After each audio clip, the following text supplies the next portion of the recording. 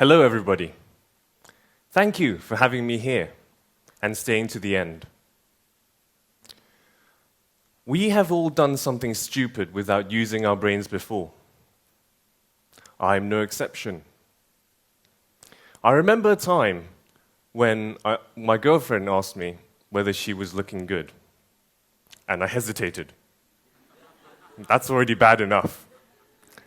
And then I blurted out my reply without thinking. I'm not going to tell you what happened or what she said, because she is in the audience right now. But I can assure you, it did not end well. There are other things I've done similar to that without thinking that I've done. But let's not get into that right now, because things have changed since then. I am now working, of all places, at a think tank. So I really have no choice but to think before I act. I'm now working in my third year at this place, and it has really drastically changed the way I think. The way I think about the big blind spots we keep missing. This is not my slides.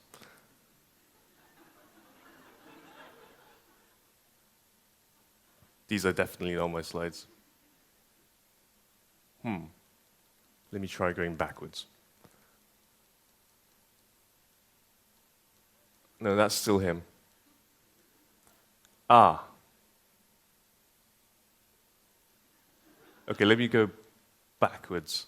Right, blind spots. So, yes, it's really changed the way I think about the big blind spots we keep missing, the big opportunities they bring, and the solutions we need. So what is this place that I work for? Well, it's called CWR, short for China Water Risk. And what it is a cutting-edge, non-profit think tank. Its aim?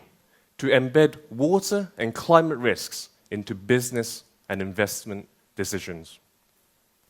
Sounds rather ambitious, right?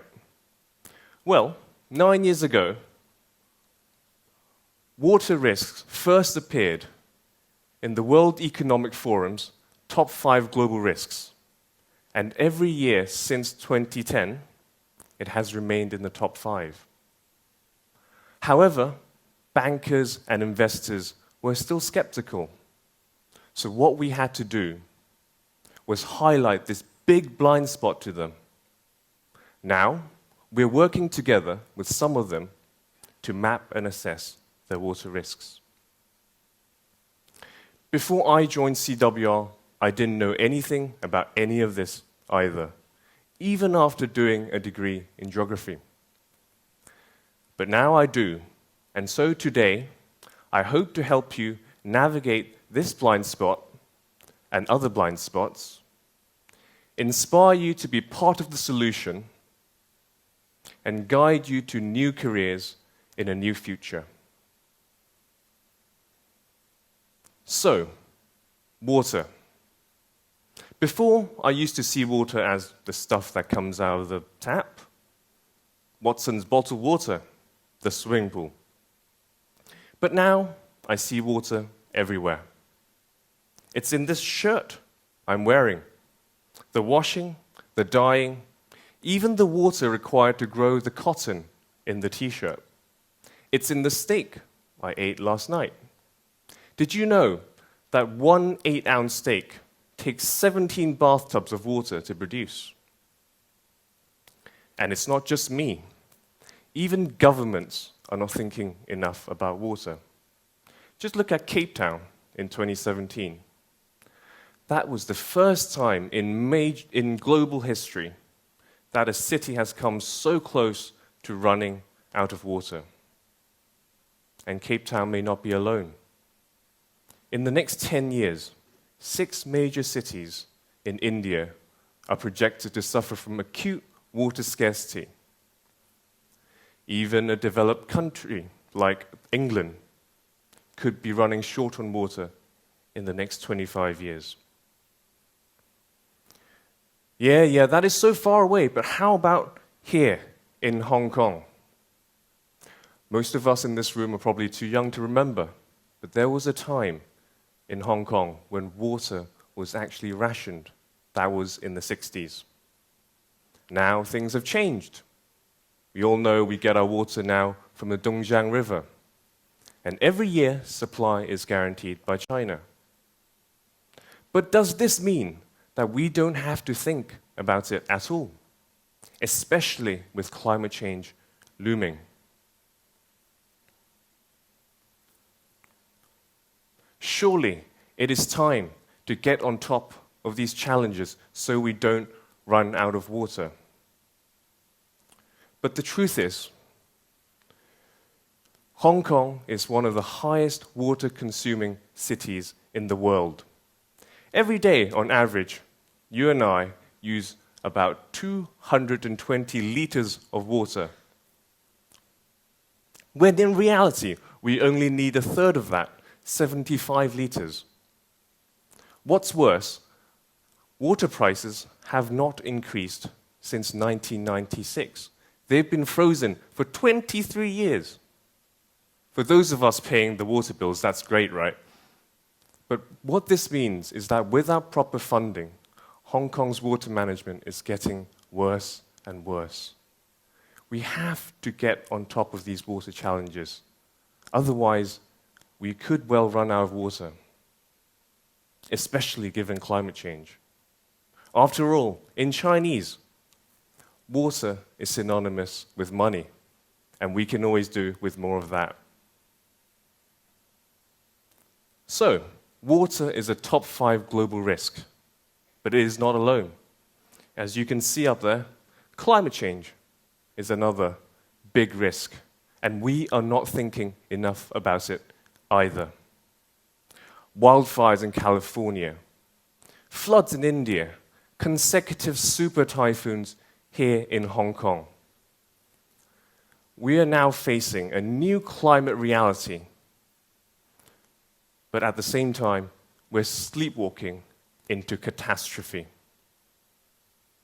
According to research by IPCC just last year, we have 11 years left until 2030 to close our emissions gap, that's our carbon emissions gap, and limit global warming to under 2 degrees. We're not even close to doing this because last year, instead of going down, our global emissions actually went up.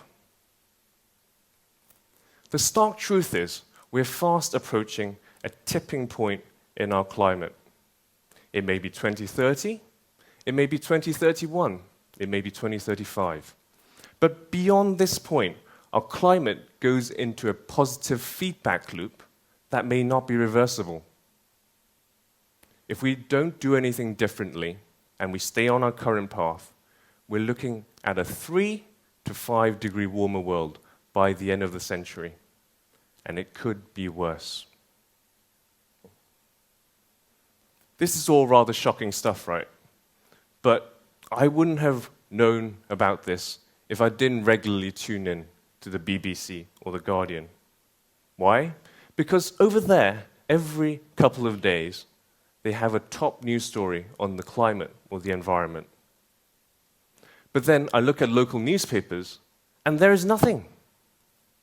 How is it that the rest of the world is waking up to the terrible implications of climate change, but it is still in our blind spot here in Hong Kong? Are we being taught about the topic at schools? Last week in Central, there was a school strike for climate action. And I was there, and it was heartwarming to see so many students, young students, fighting for their future and making themselves heard. And then the Education Bureau came out and was like, this is disrupting school order, and this is interrupting learning. Surely one day of learning is not as important as ensuring that they have a future they can survive in. We are failing our future generations if we do not focus on this big blind spot. Let me give you a few more reality checks. A couple more degrees doesn't mean we just wear flimsier clothes.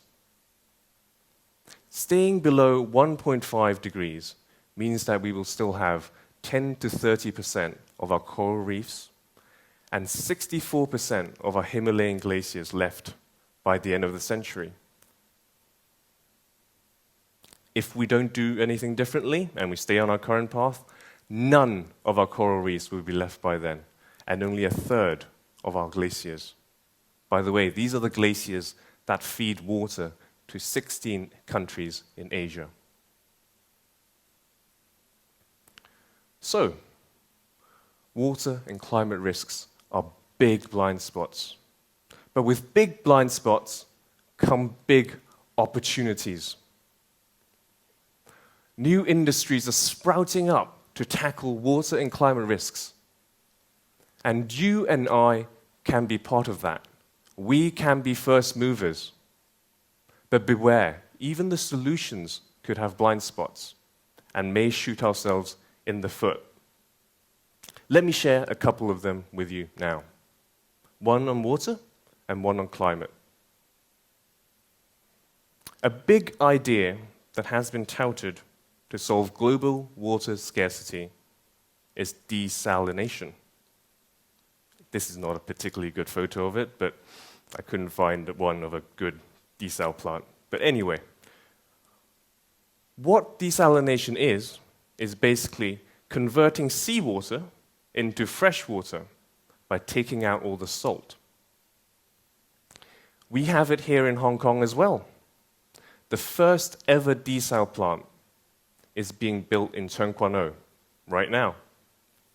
Once built, it is projected to provide 135,000 cubic meters of water, fresh water, per day. Sounds rather rosy, right? But look and think a little bit more, and the picture doesn't look so good.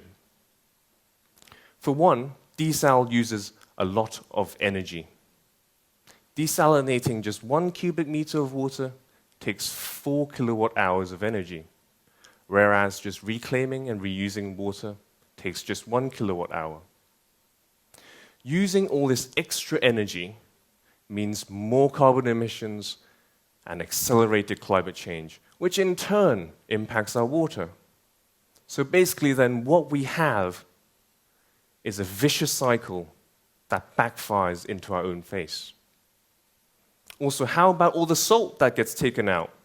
What happens to Hong Kong's marine wildlife when we just chuck all that salt back into the seas? Clearly, desal is not the silver bullet we had hoped for, but it can be part of a wider, holistic solution. Maybe like Singapore, we can use more reclaimed and reused water. As I said, it uses less energy. Or maybe we can just fix our leaking pipes. Surely that costs less than building a whole desalination plant.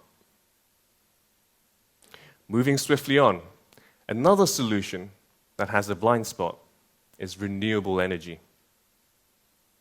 I'm sure most of you in this room know that one of the most straightforward and clear ways to tackle climate change and slow carbon emissions is by using more renewable energy to generate our electricity instead of coal. So there's wind power, solar power. But even those have hidden risks, because look inside the gigantic wind turbines and the flashy solar panels, and what you will find are rare earths. Rare earths are not as popular as gold, silver, or copper. They're a type of metal. They're actually a group of metals. But the surprising thing is, you'll find a bit of them in each of us right now. And they are in the smartphones that apparently we look at 80 times a day. Without rare earths, say goodbye to that vibrating home button you keep clicking on. Without rare earths, you would not have HD on your screens. And as I said, without rare earths, we would also not have wind and solar energy. So they're pretty important, right? But here's the catch. It's not that rare earths are rare. They may be called rare earths, but there's actually plenty in the Earth's crust. No, the problem is, digging rare earths up is extremely polluting. According to research I did with CWR for an investment bank, the 212 million iPhones sold in 2016 contained 50 tons of rare earths. And that came out of the ground along with 70 tons of radioactive waste. For comparison, that is almost half of the entire stockpile of radioactive waste in the UK. So again, we have to think before we act on renewable energy. Otherwise, we get blindsided by the pollution. For instance, why can we not recycle and reuse these rare earths from wind turbines and solar panels?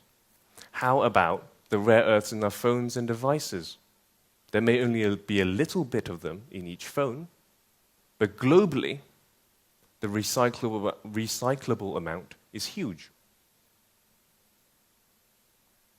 Apple has already come out and said it doesn't want to use mined rare earths in its devices going forward. But it has always also come out and said, we have no idea how to do it. So could we, in this room, be the ones to innovate this? How about a platform that comprehensively recycles and reuses these rare earths? If you have any bright ideas, let me know. I'm all ears. So there you have it. It's time to see water and climate blind spots clearly, to find big opportunities. And also be careful, because solutions could also blindside us. Think, and think before we act. But if there's one thing I want to leave you with, it is this. Water and climate action is a growing trend, and it is not going away. Don't just take it from me. Look at China. In the past few years, it has been driving hard to marry its economic development with environmental protection. Industries are already changing to adapt to the risks and also take advantage of the opportunities. It's a highly disruptive time. There's AI, there's cryptocurrency, and now we're also facing a new climate reality. So, be smart and position yourself after uni. I myself awoke to this reality after seeing this picture. This is my home over here, around here, and it is underwater after 4 degrees of warming. And so I have devoted my career to tackling those risks. But you have other opportunities, different pathways that you can change with climate change. Remember, sink or swim. Maybe the bankers, the lawyers, and the accountants will become the dinosaurs and sink, while those of us who change and innovate will swim. Thank you.